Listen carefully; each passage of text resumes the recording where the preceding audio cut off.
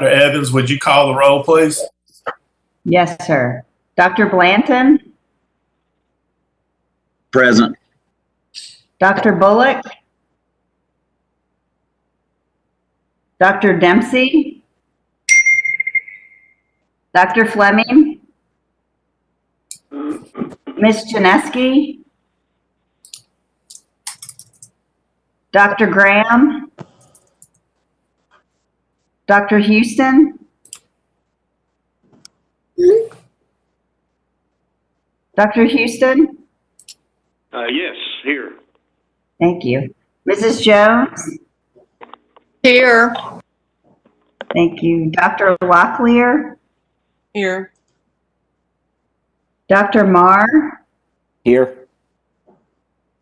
Dr. Miller? Present. Dr. Penfield? Here. Superintendent Truitt?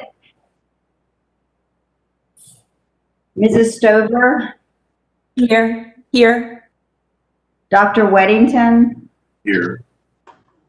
Dr. Wood?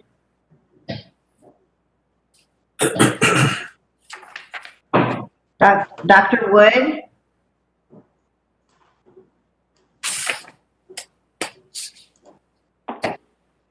I see him on. Yep. And I see Dr. Fleming on as well. Mr. Wallace? Yes, present. Dr. Bullock has joined as well. Yes, I'm here, Kim. Sorry for to be late. Thank you. And I know that Superintendent Truitt will be a little bit late as she is on travel. Thank you. We have quorum. Okay. Good morning, ladies and gentlemen, and welcome commission members, advisors, staff, on-site visitors, and online listeners to the January 14th, 2021 monthly meeting of the North Carolina Professional Educator Preparation and Standards Commission. This commission develops and recommends to the State Board of Education rules related to all aspects of educator preparation programs and licensure. My name is Patrick Miller. I serve as the chairman of the Professional Educator Preparation and Standards Commission, and I call this meeting to order. Our agenda and materials are available online through the DPI website, www.ncpublicschools.org, on the SBE meetings link. The meeting is also audio streamed through a link located at the bottom of the eBoard agenda. I will now read the ethics statement that is required of us. Commission members are reminded that it is our duty to avoid conflicts of interest and the appearance of conflicts of interest as we handle the work of this commission. Does any member of the commission know of any conflict of interest or any appearance of conflict with respect to any matters coming before us at this meeting? If so, please state them for the record. If during the course of the meeting you become aware of an actual or apparent conflict of interest, please bring the matter to the attention of the chair. It will then be your duty to abstain from participating in discussion on the matter and from voting on the matter. Commission members, you have had an opportunity to review the proposed agenda for today's meeting. Do I have a motion to approve the agenda for the January 14th, 2021 meeting? This is Glenda, so moved. Thank you, Glenda. Do we have a second? Second. Is that Connie? Yes. Thank you, Connie. We have a motion and a second to approve the agenda for today's meeting. Is there any further discussion? Hearing none, those in favor of approval, please say aye. Aye. Are there any opposed? Motion carries. Thank you. The minutes from our previous commission meeting on December 10th, 2020 have been prepared and made available to you. Do I have a motion to approve the minutes? Connie, so moved. Thank you, Connie. Do I have a second? Second.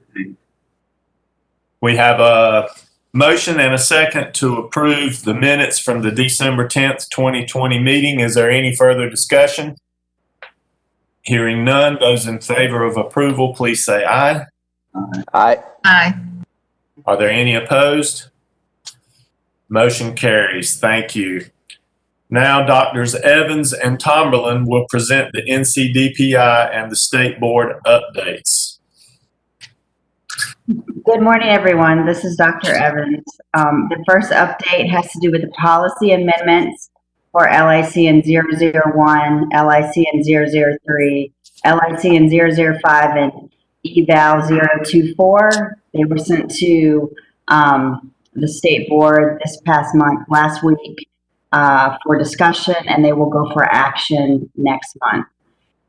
We also had included TCED 008 that had to do with EPP sanctions. However, after having that reviewed by state board, it will return this month for further details. And Dr. Tomberlin will talk about that a little bit later during the meeting. Thank you. All right, Tom. Good morning.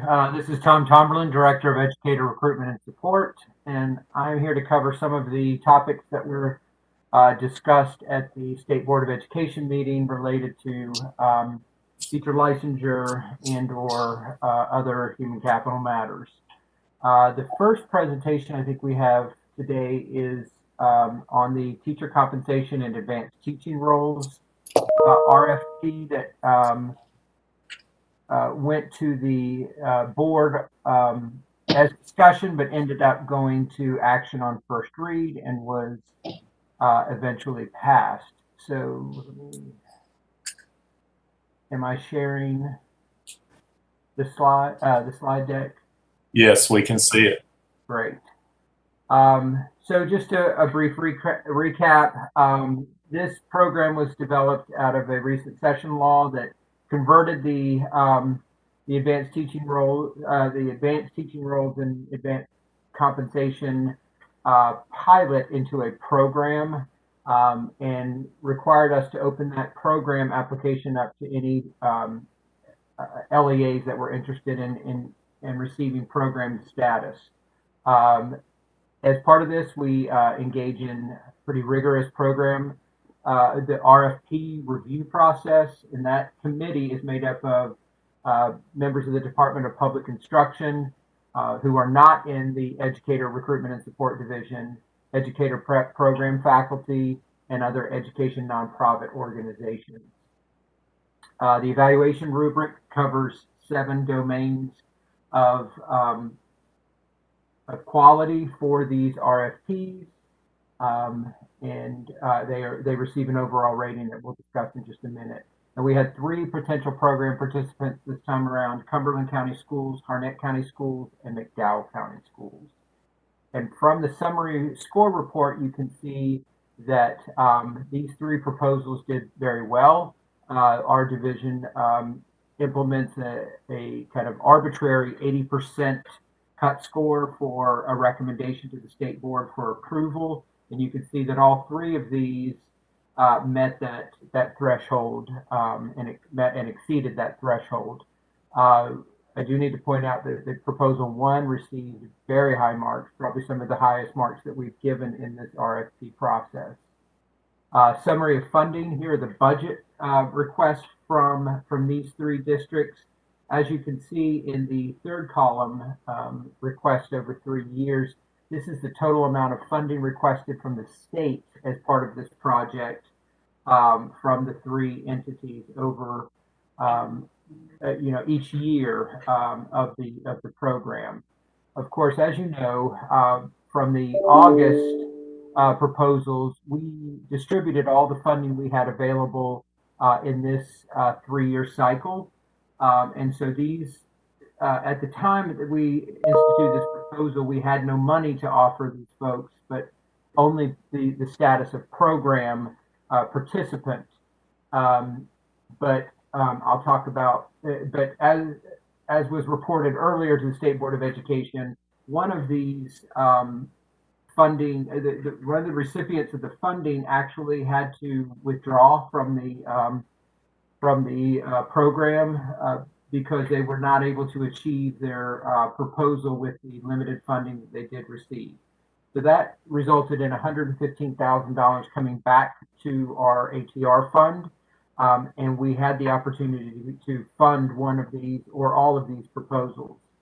The challenge for the state is these funds will revert if the state holds on to them. So we couldn't hold them and wait and add it to the next round of funding. If the state retained possession of these funds, they would revert back to the state at the end of the fiscal year. But when we allocate them to a district, that allows them to hold them past the fiscal year, and they don't revert.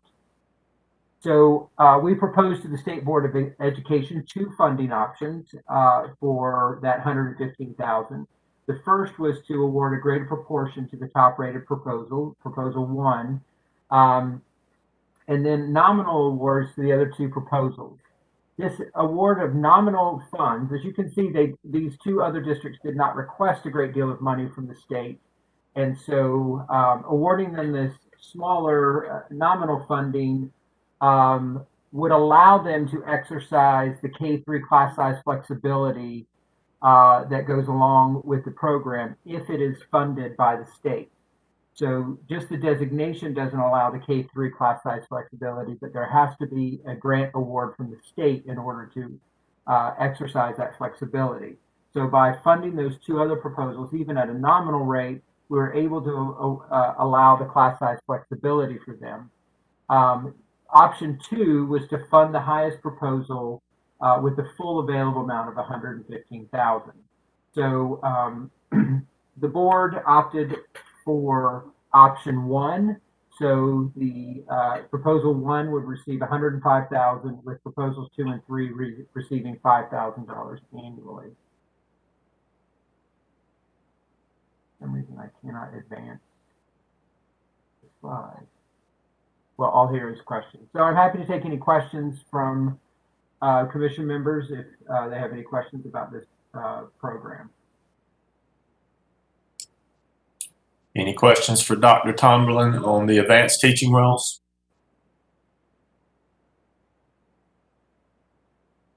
All right, Dr. Tomlin, talk about the transforming the teaching profession in North Carolina, please. Sure. Switch my screen here real quick. So also presented to the State Board of Education was a presentation by SREB, which is the Southern Region Education Board, on transforming the teaching profession in North Carolina. So just, I want to be very clear here, this was presented by SREB and not by our department. I am simply recapping the presentation for the edification of commission members. We did not present this. So SREB is a nonprofit organization that works with the legislatures of 14 southern states, and their purpose is to support action in states and schools related to education policy and practice.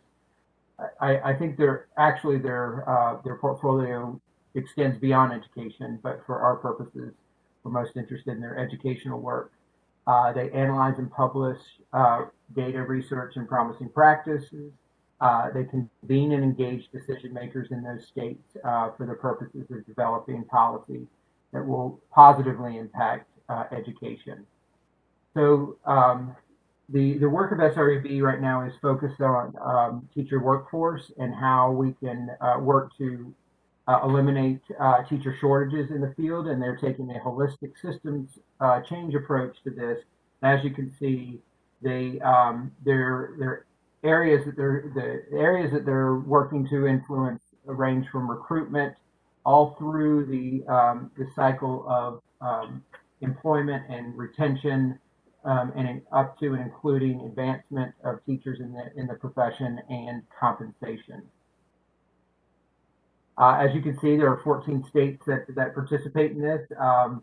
SREB took this human capital roundtable approach to addressing these issues related to teacher retention and recruitment and performance and compensation. They started this in North Carolina in 2018.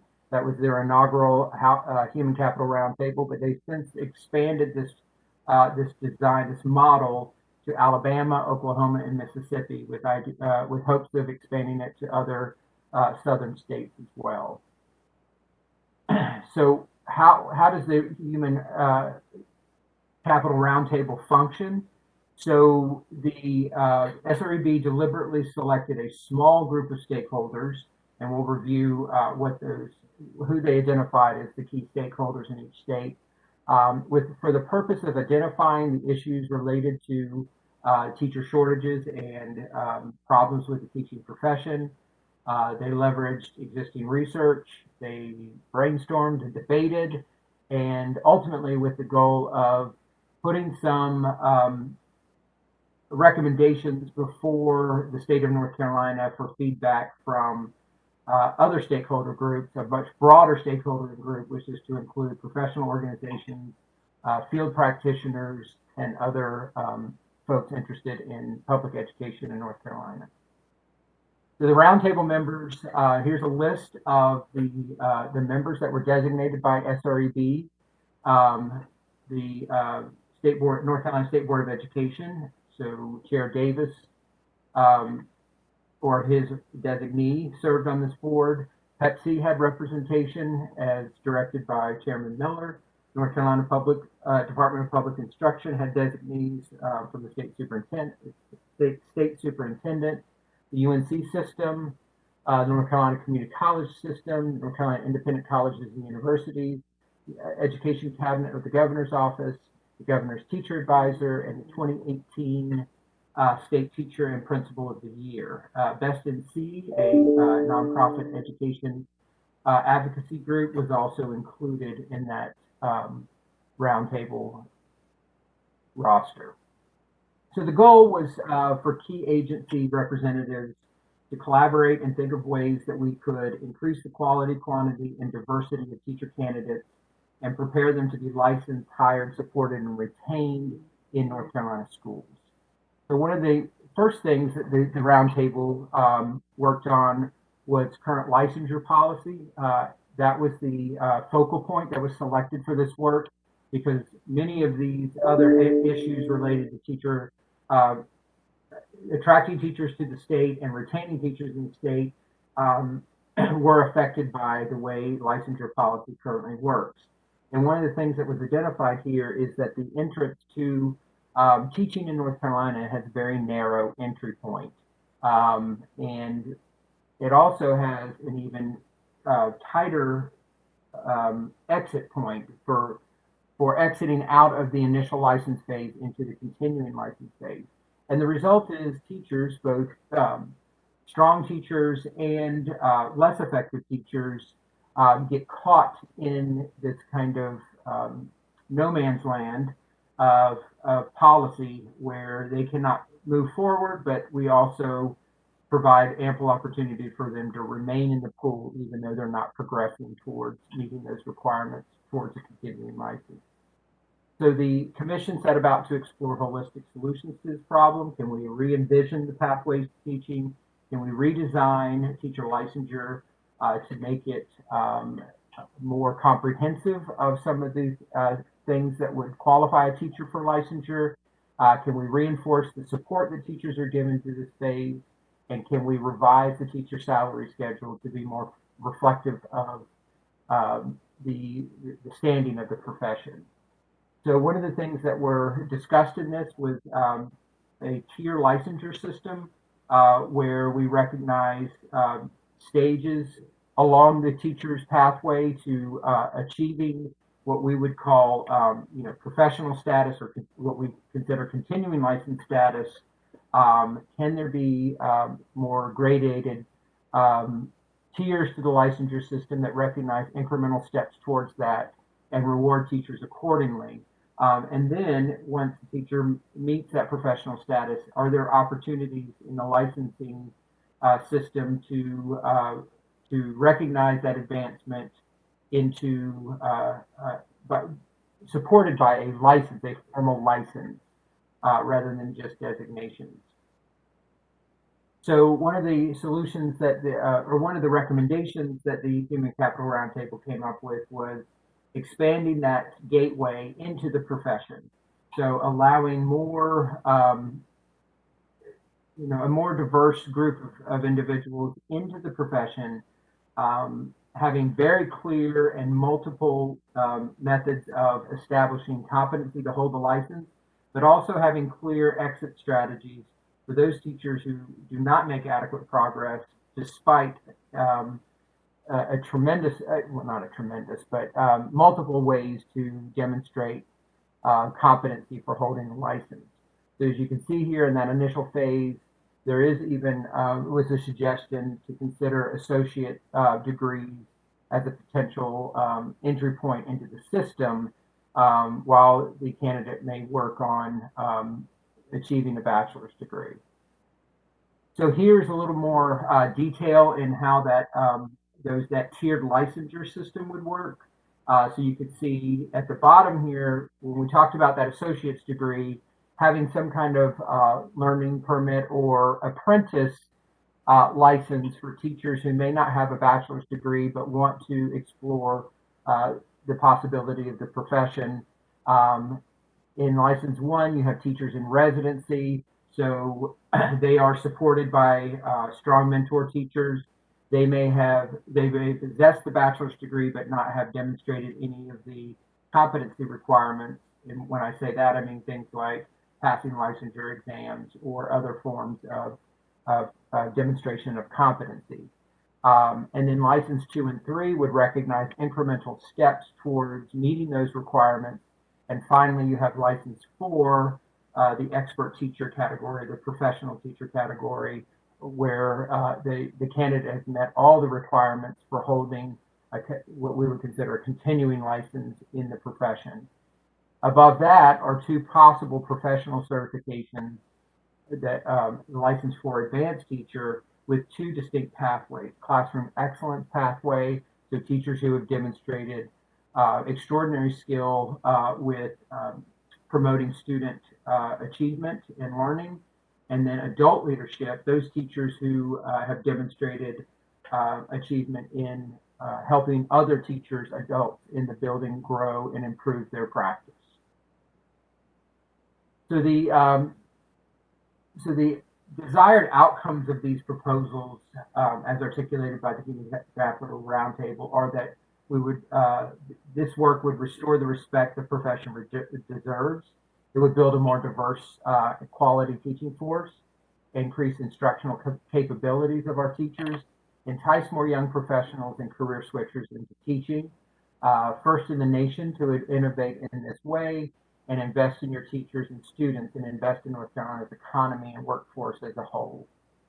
So the path forward is to formally present North Carolina's vision. This is a very high level, non-specific outline of what the Human Capital Roundtables are doing. But in February, the plan is for the North Carolina Human Capital Roundtable team to present specific recommendations and possibilities to the State Board of Education to engage the board in this kind of reform work, to discuss the pros and cons of it, and hopefully to spur the State Board of Education to take action to make this possible in the state of North Carolina. If you have any questions about this presentation, any in-depth questions about this presentation, here are the contacts for SREB. And I would encourage you all to listen in February to the actual North Carolina Human Roundtable Committee to make its presentation, specific presentation to the State Board of Education.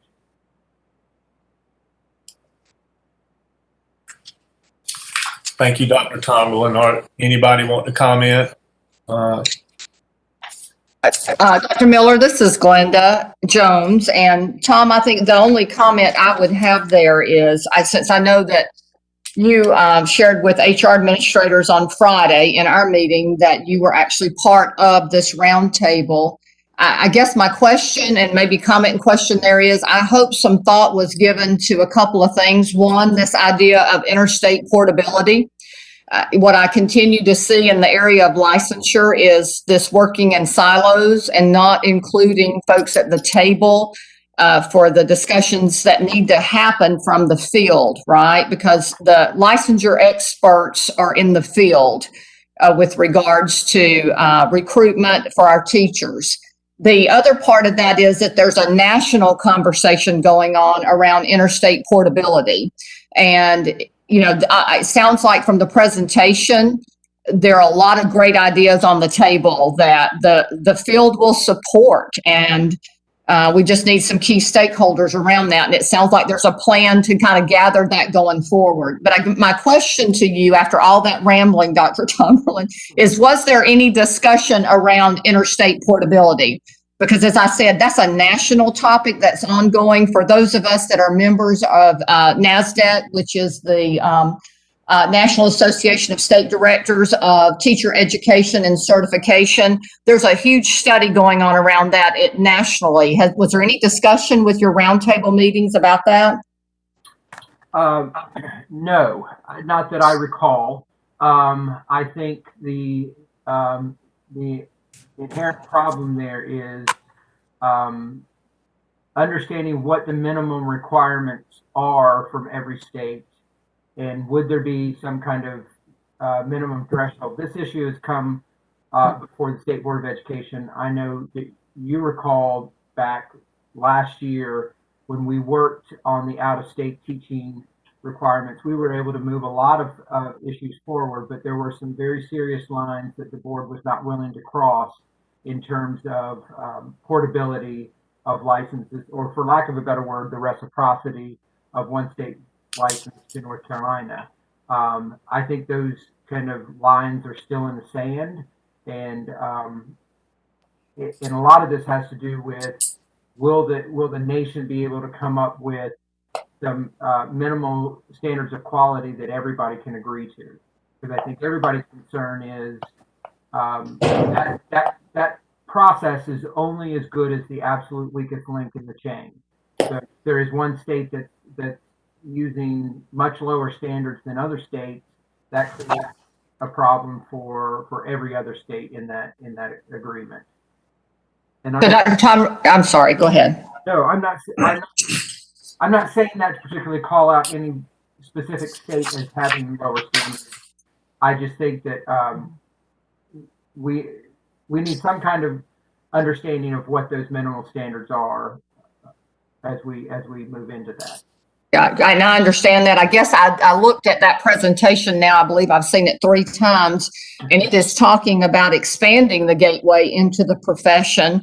And it is minimizing those requirements down to the possibility of an associate's degree. So as an HR person that's been in the field for a very long time, and I can get a teacher from another state, even the one you're referencing, who's been through an approved teacher education program, and they can walk in as a veteran teacher, and then we put them through hoops that we're not even going to hold our own folks in the state of North Carolina, the standards we will not hold them to. I struggle with that. And I guess, I'm just more or less preaching here to the choir, because I know you all get that, and we've talked about that at great lengths with this commission. But if this roundtable discussion is about expanding the gateway into teacher licensure and minimizing those requirements and allowing apprentice teachers to the table, then certainly our state, and I know that there are several professional organizations in our state right now who are working on the idea of interstate portability alongside some of the national groups. I just would like to see at some point all of these stakeholders come to the table.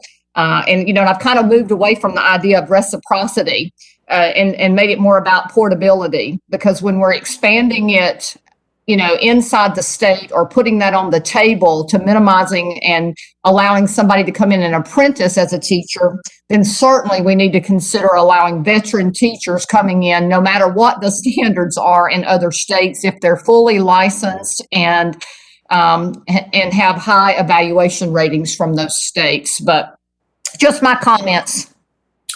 Glenda, this is Patrick, and if I also served with Tom on the Human Capital Roundtable, and I think some of the questions and concerns that you have will either be cleared up or amplified once the members of the roundtable make their presentation to the state board next month. But let me assure you that this is really just an idea. There are going to be ample opportunities moving forward and plenty of time to get input from the field and from professional groups and from whomever before any final product is taken to. Pepsi would have to approve it before it would go to the state board. So there will, let me just reassure everyone that there will be ample and multiple opportunities to provide feedback before decisions are made.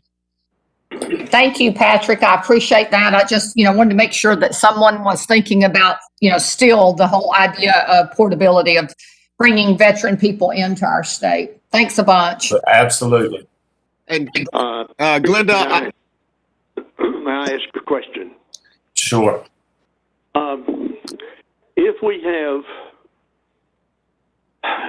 we have standards here in North Carolina that can be defined as to what is acceptable for licensure, could we not put that on a scale of some type and look at what states meet or exceed our standards versus those that don't, which would tell us that the following 20 states are better than we are? I hate to use that kind of term, but we seem to think we have some kind of elitist kind of training program that nobody else can meet that standard.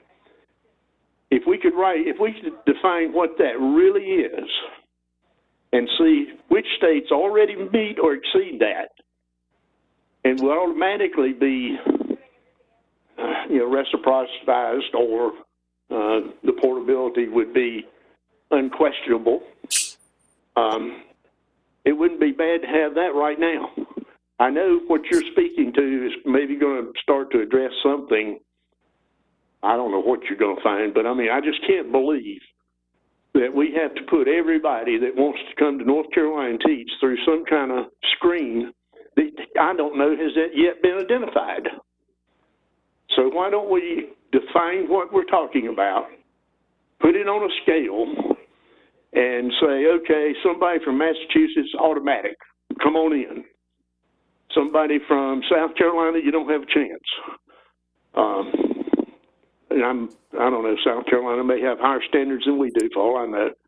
So I can't start to, I think it's a self-imposed roadblock to opening the door to start to address some of the issues that we have with the inability to find teachers or discourage teachers from coming to North Carolina or trying to get opportunities here. When you hear the story that our state teacher of the year presented at our last meeting, that's not the only one of those.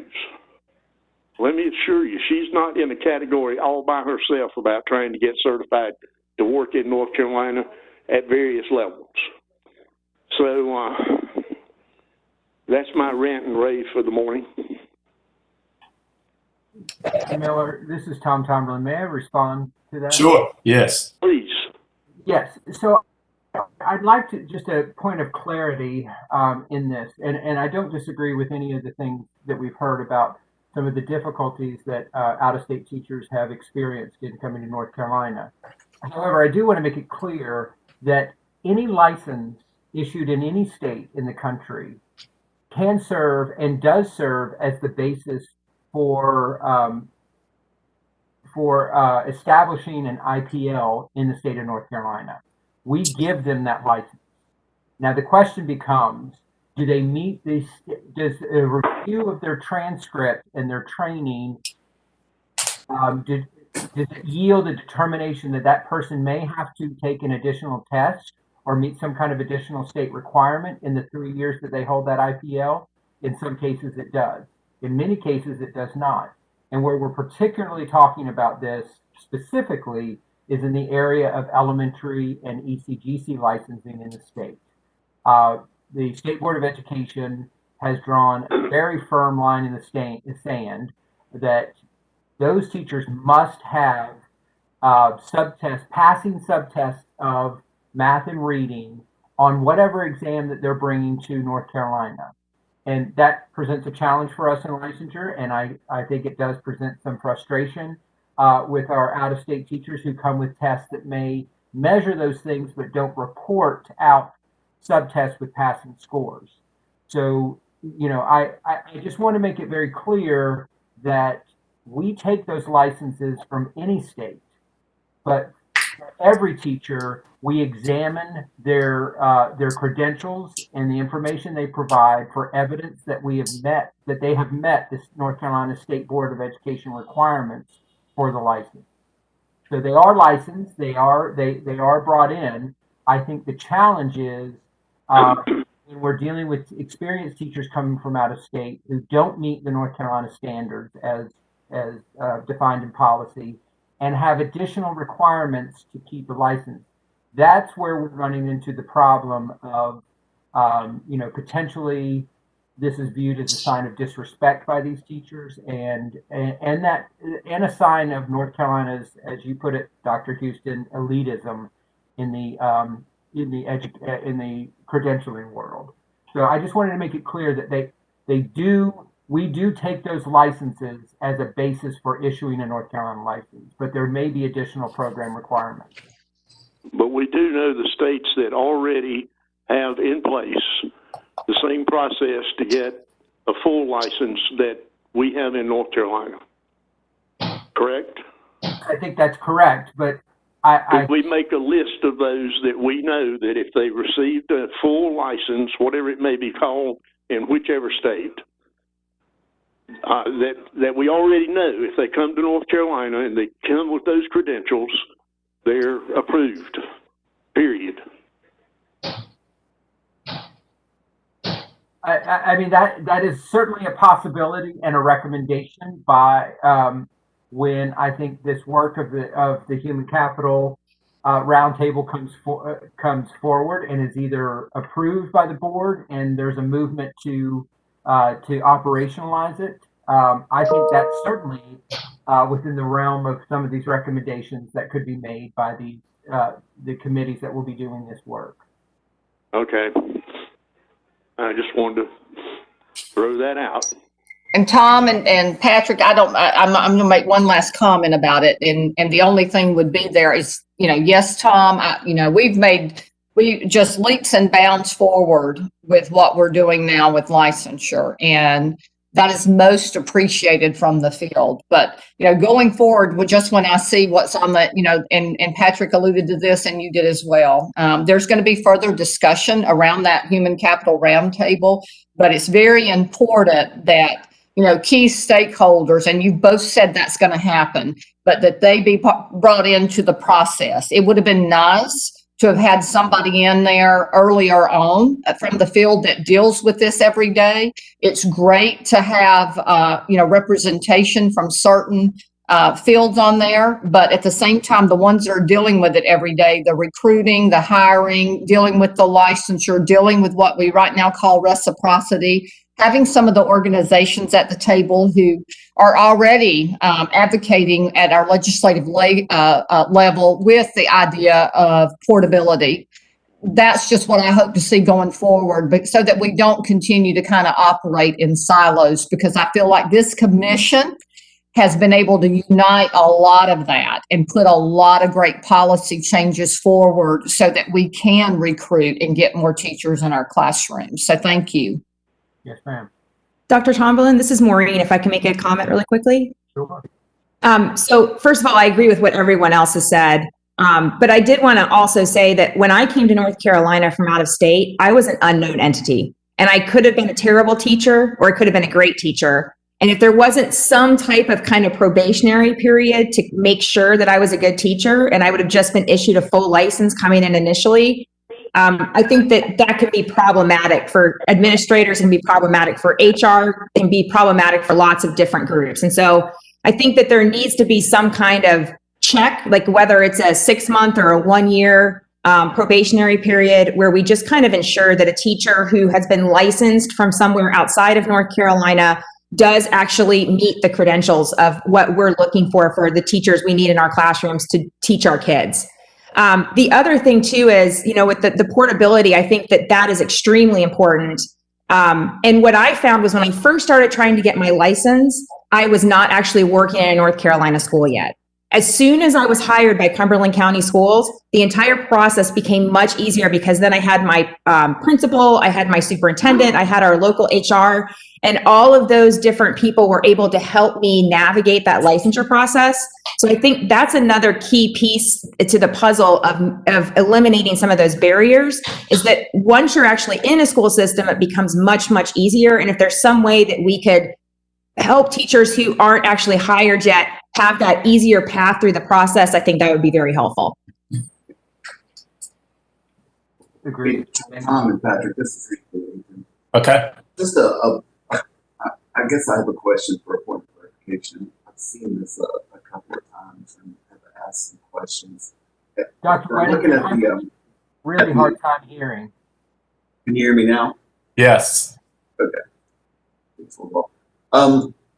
I guess the question is at the other end of the apprenticing. So if somebody comes in with their associate's degree at the apprentice side of things, I've gotten the impression that that person will have to complete a bachelor's degree eventually, but that bachelor's degree will not have to be through an EPP.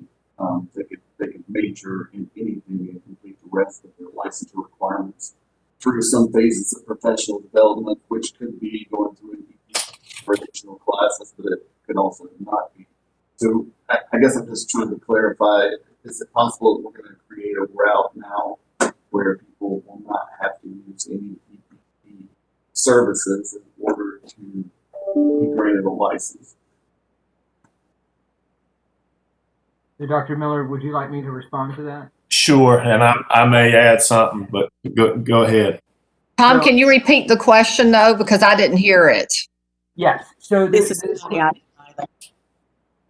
the question that I think I heard, and Dr. Weddington, correct me if I'm wrong, is with the apprentice approach to this licensure reform, is it possible that we're creating a pathway that would eliminate the requirement for a candidate for ultimate licensure to not have to go through any kind of formal educator prep program? So I think the scenario Dr. Weddington presented was, so I come in as an apprentice with associate, I go and I complete my bachelor's degree in any subject area, and I meet some of the requirements to hold the license without ever formally engaging in an EPP. So my response to that is that's unclear at this time. I mean, I think that very question would have to be answered by the working groups if this moves forward through the State Board of Education and some kind of committees are developed to address this work. That would have to be that whole route would have to be operationalized by that group. I don't think the work of the Human Capital Roundtable went into that kind of depth of design in kind of clearly spelling out what all the rules were around these different things that we're pondering or recommending to the State Board of Education. It was much more high level than that. The work of this would have to come from those groups made up of the key stakeholders, as Glenda said, people in the field that are working with this, other folks that other stakeholders that would be assigned to these committees. That would be the work, is to answer those types of questions. But I think in everyone's mind that worked on this was, if we think about this as TAs, the way we're trying to move TAs through the system of being a TA to eventually becoming a teacher, we've seen some success in that, and this is an attempt to perhaps formalize that process a little more, where those teachers not only are operating that TA could actually be an apprentice licensed teacher and be able to appreciate some level of the salary, some position on the teacher salary scale, rather than a non-certified position. I would also add, Dr. Weddington, that that apprentice level license grew out of the community college's effort with the 2+2 to make some allowance for that. And the state board is going to hear a presentation from the roundtable, several roundtable members next month that gets into detail, and I have asked that presentation be given to Pepsi, if not in February, then as soon as possible. So hopefully we will get a very similar deep dive into the work that the roundtable did in a month or so, and then hopefully the process will begin for refining some of the ideas and getting input from all the key stakeholders. With that, are there other questions before we move on in the agenda? Yeah, Dr. Miller, I just had a comment. Okay. But I just wanted to qualify with all the qualify the position of currently we have with long-term subs in the building across this state, and kind of bring that to the table just for thought when we articulate in leader meetings and in our subgroups. And right now we have a severe teacher shortage, okay? And especially in math and EC, across this state, the percentage is probably above 30% who is a long-term sub in there with our children. So as we go forward and we think about expanding the pipeline and getting more teachers in, whether it be from out of state or whether it be they're coming in an apprenticeship or what so have you, the work of the Human Capital Roundtable, we're trying to, with all deliberate speed, rectify the situation to get qualified teachers in every classroom in North Carolina. So I just want you to just kind of have that in the back of your mind as we move forward, that right now, as we're going, and I'm a principal on the front lines, and due to COVID, I've even lost 4 teachers. And right now, I've only been able to hire 1. They're not out there. We have a teacher shortage, and right now, long-term subs are running it. So just keep that in the back of your mind. Thank you. Okay, anyone else? Well, stay tuned, and we'll definitely spend a lot more time on this issue moving forward. But Dr. Tomberlin, I think you are next on the agenda to present the policy amendment to TCED-008.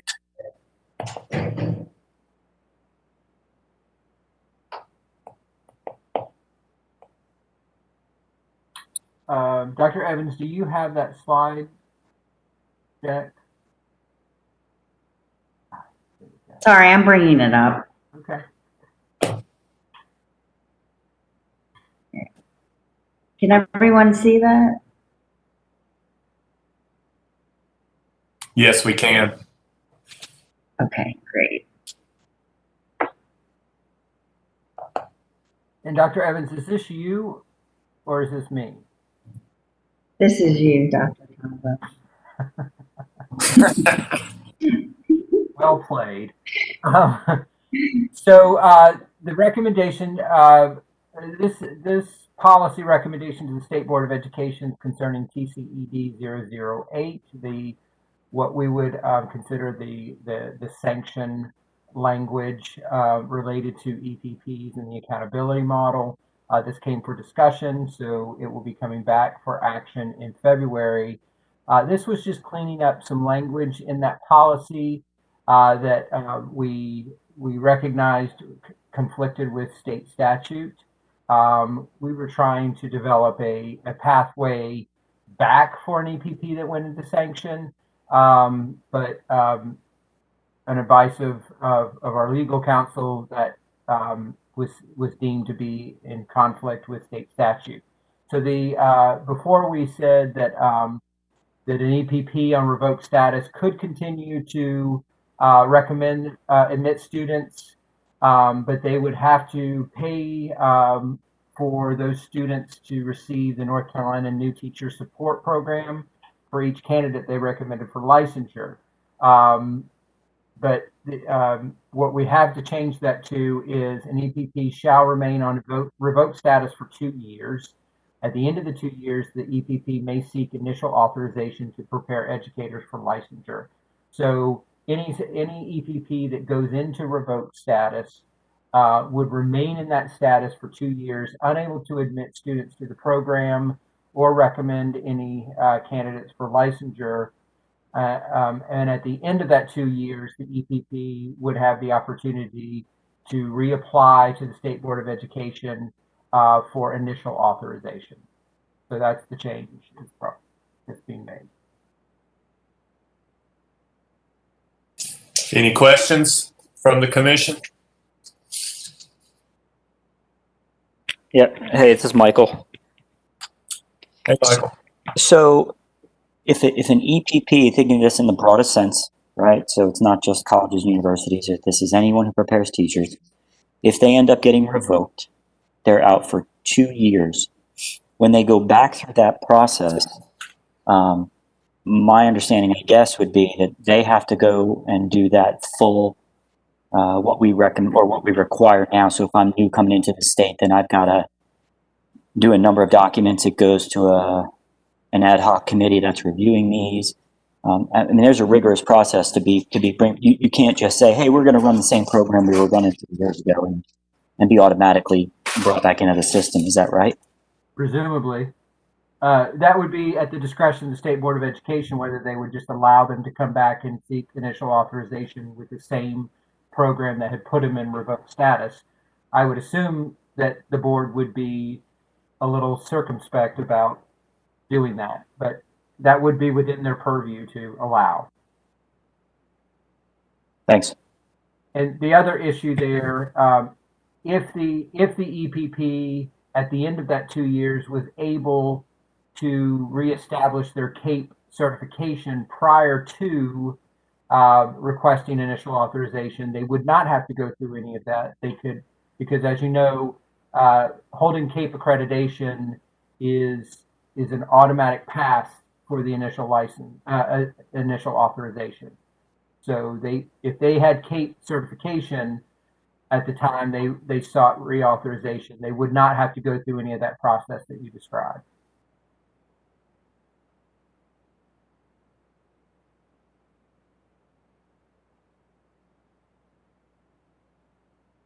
And I'm going to call on Dr. Seiberg to confirm what I just said was accurate.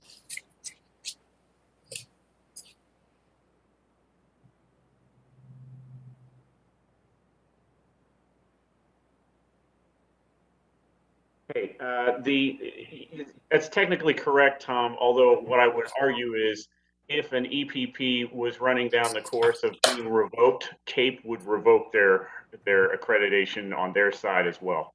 So there are things that would trump that from ever actually being the case. Okay. Other questions?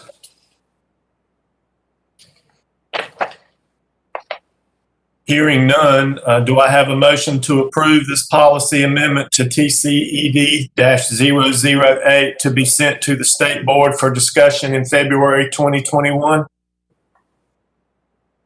This is Glenda, so moved. Thank you, Glenda. We have a motion. Do we have a second? Second, Michael. Second. Thank you. We have a motion and a second to approve this policy amendment. Is there any further discussion? Hearing none, those in favor of approval, please say aye. Aye. Are there any opposed? Motion carries. Thank you, Dr. Tomberlin. Before we wrap up today, and on behalf of the commission, I would like to thank Mr. Andrew Lockus for his service with Pepsi. Mr. Lockus served for the last, since Pepsi was started as Superintendent Mark Johnson's designee. We certainly appreciate his hard work, his leadership, and dedication to the commission. So thank you, Mr. Lockus. At the same time, would like to welcome Ms. Catherine Truitt, the North Carolina State Superintendent of Public Instruction, to PEPC. She has opted to serve herself, at least for the short term, and I just wanted to welcome Ms. Truitt to PEPC, and we welcome her to the commission and look forward to working with her moving forward. So thank you, commission members, advisors, and staff for your preparation for today's discussions. I remind you that our next monthly meeting will be held on Thursday, February the 11th, beginning at 9:00 a.m. We've now completed our meeting, and unless there's additional business, I would ask for a motion to adjourn. So moved, Connie. Thank you, Connie. We have a motion. Do we have a second? Second, Aaron Fleming. Thank you, Aaron. We have a motion and a second to adjourn. Any further discussion? Hearing none, those in favor, please say aye. Aye. Aye. We are adjourned. Thank you, everyone.